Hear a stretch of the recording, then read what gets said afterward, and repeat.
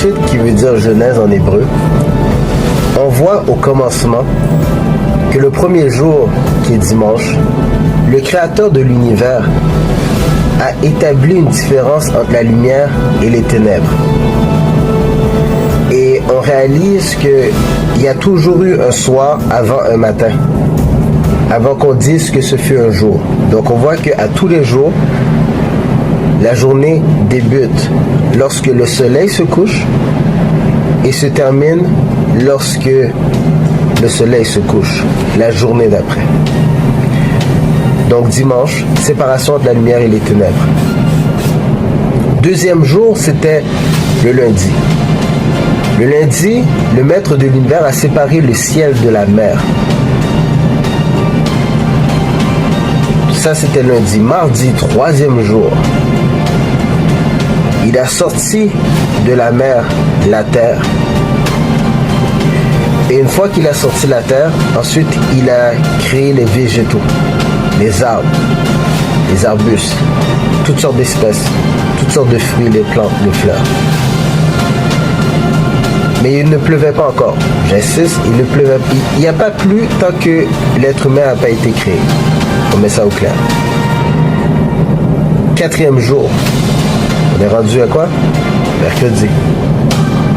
Le quatrième jour, c'est là qu'il a fait les astres, les étoiles, le plus grand luminaire qui est le soleil, le plus petit luminaire qui est la lune et toutes les étoiles pour éclairer, pour qu'on puisse établir le temps par rapport aux années, aux mois, par rapport aux saisons, par rapport aux heures, aux minutes.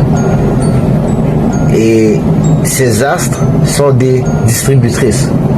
Plus tard, ou si vous ne l'avez pas encore étudié avec moi, vous verrez que les astres sont des distributrices qui ont des influences sur tous les... Donc, au départ, il y avait 70 nations.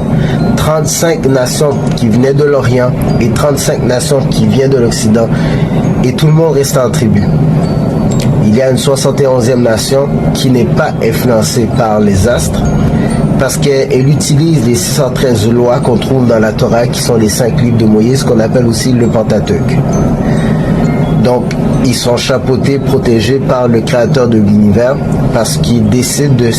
L'Éternel les a utilisés comme exemple pour les 70 nations. C'est pour ça que cette nation domine dans tous les domaines et est le 1% qui dirige toutes les ressources sur la planète. Retournons à la création maintenant. 5e jour. On est rendu à jeudi.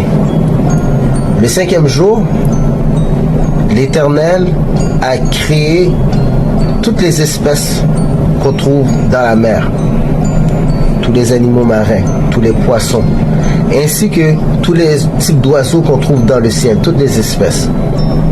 Ça, c'était le 5e jour.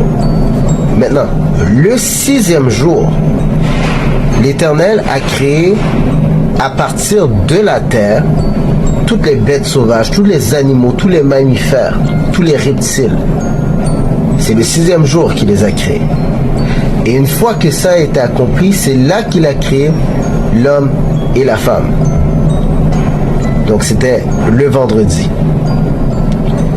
Et la dernière journée, le samedi, qui est le 7e jour de la semaine, qu'on appelle le Shabbat, il n'a rien créé. C'est un moment de repos. Pas que le maître de l'univers avait besoin de repos, mais parce qu'il sait que nous vivons dans un cycle de 7, un cycle de perfection, un cycle où l'être humain doit travailler 6 jours et se reposer le 7e jour. Pas n'importe quel jour.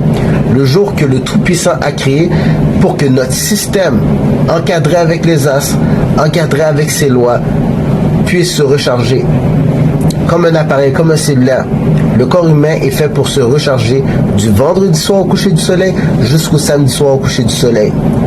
C'est là qu'il y a la charge céleste toute puissante pour recharger vos batteries, pour vous empêcher de tomber dans le stress, l'anxiété, le découragement, la négativité, la peur, la crainte inutile, parce que vous n'avez pas encore réalisé que vous êtes dans une pièce de théâtre, que ce monde est un jeu vidéo, entre guillemets, où vous avez une mission à accomplir. Vous êtes sur Terre pour réparer la Terre.